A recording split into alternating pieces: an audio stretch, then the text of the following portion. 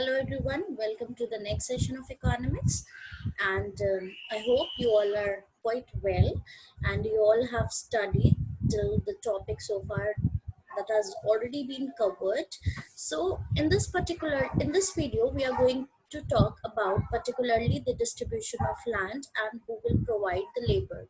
So basically you already know, as we have talked about the production activity, so you must be clear with the meaning of production, and since you know that production cannot be parted from factors of production, because any production would be requiring certain inputs which are needed to produce a product, and definitely these requirements are considered as factors of production. So basically there are four factors of production that you already know, that is land, labor, physical capital, and human capital. So these are the four factors of production which are necessary for any kind of production. So in this video we are going to talk about So in this video, we are going to talk about uh, the distribution of land and who will provide the labor. As you already know what is the meaning of land, land is particularly a natural resource and the labor are the people who provide the work.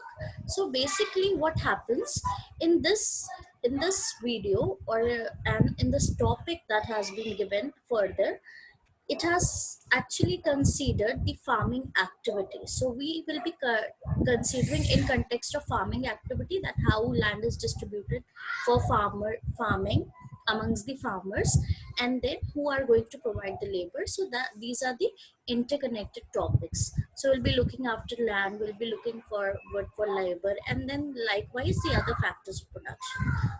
So, in the meantime, before I share my screen to you, it's a request to all of you that you can take out your notebooks and jot down the important points. Okay, so this is the very first slide that we are going to talk about distribution of land and the next topic. Moving on to the next slide. How land is distributed.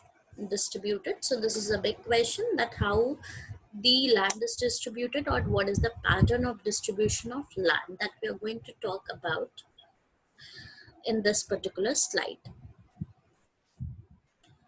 You can see that this image is very familiar to the image which is given in your book. You can see that there are areas where you can see that if you're looking into this plot of land, then you see that this plot has been divided into small parts, whereas when you see this area, you can see that it is actually it does not have any kind of division, rather it's a independent area where the production is going on. Just on highlight, you can see that in particular beside the red boundaries, you can see that the land area has been divided into several parts, and it must be the land must be cultivated into that format. You can see that lot many farmers are there who must be cultivating these small plots of area, and that is why it has been bifurcated into different parts. But on the other hand, if you see this particular area which has been enclosed beside the blue boundaries,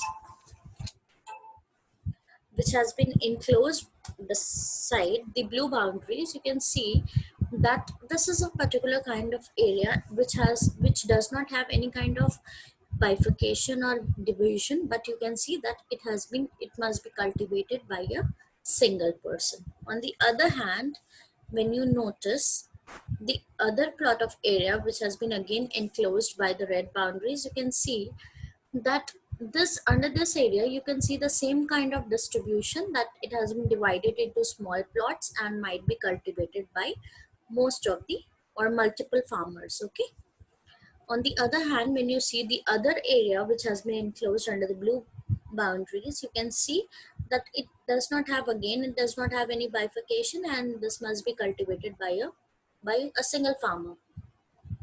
So it is quite clear from the image that there have been multiple distribution on a portion of land, whereas there are land areas which are independently cultivated by a single person.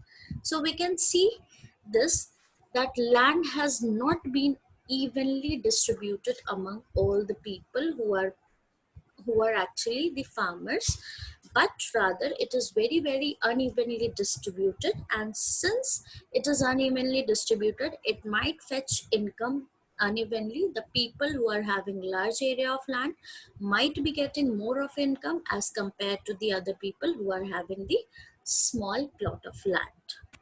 um, Okay, so moving on to the next slide, that was the types of farmers. So you know that since we already have seen that the distribution of land area was very, very uneven, so we can conclude that there were different types of farmers who were cultivating on the same field of land, and that depends entirely upon the land area that was owned by the particular group of farmers. So we already know that there were small farmers who were actually cultivating on land area of like less than 2 hectares.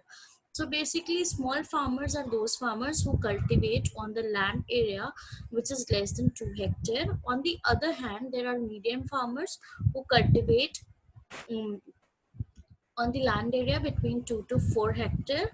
And the last category of farmer is large farmers. So all those farmers who have above 4 hectare of land are considered as large farmers. So we can imagine that basically the people who were constituting independently, who were actually cultivating independently on that larger area of land as compared to the people who were cultivating, um, were cultivating on that particular area of land which was bifurcated into different sections. So definitely, the more the area of the land, the more will be the production and more will be the income of the people. So that is how the farmers category has been divided. On the other hand, we also see that village definitely has a population, and in village Palampur there were total 450 families which were living, and out of which there were one third of the population of that area was landless. That means the people who were without any ownership of land. Okay. On the other hand, the leftover 300 families have been divided into, like, we can see that this is there were 240 farmers families who were considered as small farmers. Actually, they must be having a land area that was less than 2 hectare. On the other hand, there were 60 farmers who were who were both medium and large farmers, and there were few farmers who used to cultivate on the land area of more than 10 hectare. So basically, we can see that the composition of land and the number of families that were dependent upon that particular land was quite heavy as compared to the area which was there. We can see that there were very few people were have were having majority portion of the land, whereas the major population was having the land area that was less than sufficient to a particular family. So definitely, uh, we can conclude that this is very, very uneven distribution of land. Okay, so moving on to the next slide.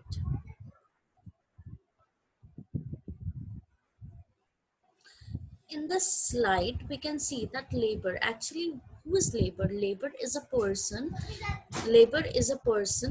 who provides work. So actually it refers to the person who provides work. So we can see that they in the first image we can see the women's are working, and in the second image we can conclude that the men's are working. So in this case we can actually consider that the people are relating to farm work. And since we are considering farming as a major production activity, I've already told you in the initially only initially. So basically, in this particular chapter, or sorry, in this particular topic, we'll be dealing with the labor category of farmers. Okay, so moving on to the next slide. Now the question comes, who is going to provide the labor? Actually, who is going to work? So definitely we are talking about village Palampur, and there was a section of people who were also dependent upon the work. Like there were people, like they were landless people, they also need to manage their basic necessities of life, and for which they have to earn income. And how the income will be coming to them? In the same way, when they will provide labor or they will do the work. So the first category of the person can be considered as landless. The second will be, you saw that a lot of people were small farmers. So definitely small farmers could not manage their survival with the income which was generated from those small plots of land. So definitely they have to be dependent upon the alternate source of survival, or rather they can provide more work in the same time period. So they often served as labor to the other people's field. Now the and definitely these labors were provided to whom? To the medium and large farmers, because these farmers were having a large amount of land area, on which alone they cannot work, or their family could not manage for the cultivation, and there was a need to hire labor. Okay, moving on to the next slide. You often see that as I've told you, that laborers are dependent upon wages. That's clear. Wages can be in cash or kind. You understand that suppose if a person is working with you as a labor, and it is 100 rupees that he earns in a day, so you are providing that 100 rupees, that is in form of cash. Kind, say for example, I am having a field which is where I am producing wheat. Now instead of that labor charge 100 rupees, I am paying him 100, wheat amounting to 100 rupees. So instead of using cash, I am giving him certain commodities. So that will be considered as wages in kind. Okay, you already know that since wages variation exists in wages, or duration of employment differs, it is very very obvious that the wage rates differ from area to area and from person to person. Might be there are people who are getting more for the same work and less from the same work, so it can be considered. On the other hand, the duration of employment, definitely there is a lot of uh, flexibility in the employment duration. There are people who are hired for the entire season, whereas there are people who are hired for a specific season. So that is, we can say that there's a variation in both. On the other hand, you know that you can see that minimum wage rate is not followed. That is, workers get less than the minimum wage rate decided. What do you mean by minimum wage rate? Actually, minimum wage rate is the minimum amount of money that a person who is working as labor will be paid with. Okay, now this is the minimum wage rate below which any person will not be allowed, any employer would not be allowed to give. But you know that because of uh,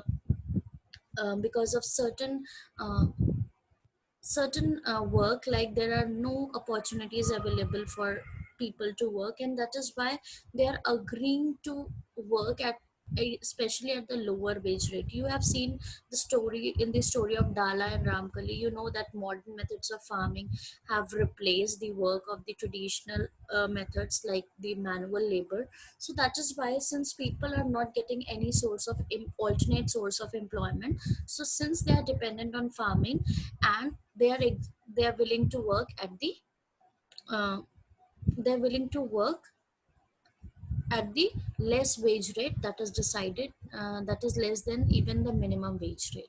So I hope these points are clear to you. So thank you very